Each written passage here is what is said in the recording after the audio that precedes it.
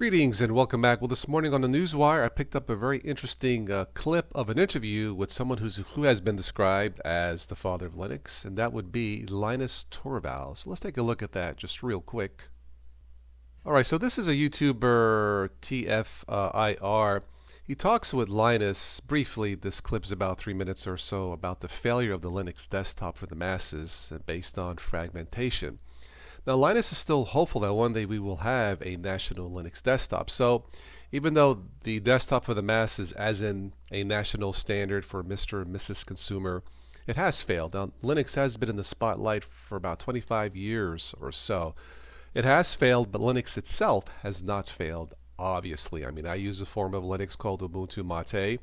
I have Linux-based machines such as Android phones is a national standard.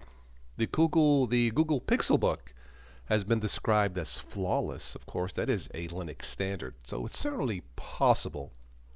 But check out this interesting clip with Linus Torvalds, and let me know what you guys think. We've talked about this before, about calling maybe the national Linux desktop maybe Andromeda OS, One OS. I kind of like Diamond OS, as in finding a diamond in the rough.